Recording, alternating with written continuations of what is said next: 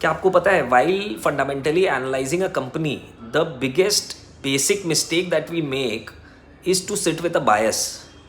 जैसे ही आपको समझो कहीं पे टीवी पे कोई स्टॉक मिलती है या कहीं ट्विटर पे देखते हो या कोई फ्रेंड आपको बोलता है कि यार ये वाली स्टॉक ले ले, तो जब आप उसको एनालाइज करने बैठते हो, आप उसके नंबर्स देखने बैठते हो, उसकी सेल्स, उसकी ग्रोथ, उसकी प्रॉफिट ग्रोथ, उसकी एबिटा, उसकी फ्री कैश फ्लो कैसा चल रहा है, उसकी ईवी बाई एबिट जब देखते हो, प्राइस टू बुक वैल्यू देखते हो, पेग रेशियो देखते हो, ये सारी चीज़ें जब आप देखते हो तो उस समय आप एक बायस के साथ बैठे होते हो कि why you should by that particular stock.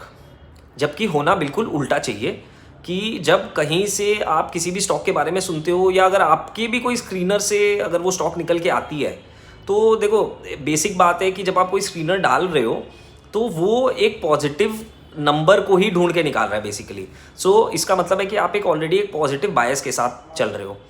तो ऐसे में आपको स्केप्टिकल होना बहुत ज़्यादा ज़रूरी है and you should find reasons to reject a company.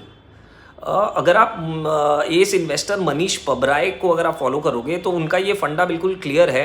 वो बोलते हैं कि वो 1 मिनट से ज़्यादा किसी स्टॉक में इन्वेस्ट नहीं करते हैं of that time before rejecting it.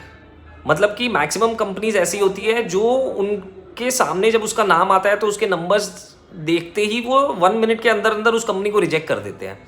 तो हंड्रेड्स ऑफ कंपनीज वो रिजेक्ट करते हैं ऑल थ्रू द ईयर, और उसमें से शायद 2-3 सालों में इनको कोई एक कंपनी मिल जाती है जो कि इनके सारे पैरामीटर्स पे फुलफिल होती है। That is why these people are great investors. तो पी हाई है कंपनी का, रिजेक्ट कर दो।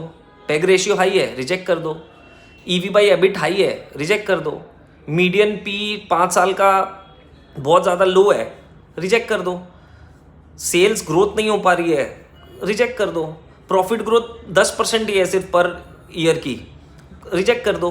तो कंपनी को रिजेक्ट क्यों करना चाहिए, अगर इस माइंड फ्रेम के साथ बैठोगे तो फिर आपका chances of selecting a good company will increase. हाँ, इसमें शायद हो सकता है कि कोई अच्छी कंपनी मिस आउट हो जाए, बट क्या है कि जो कैपिटल प्रिजर्व करने का अपना जो अल्टीमेट ऑब्जेक्टिव है to not lose the capital, वो तो हम लोग आराम से फुलफिल कर पाएंगे और जो कंपनी सिलेक्ट करेंगे वो एक्चुअल में अच्छी कंपनीज होंगी।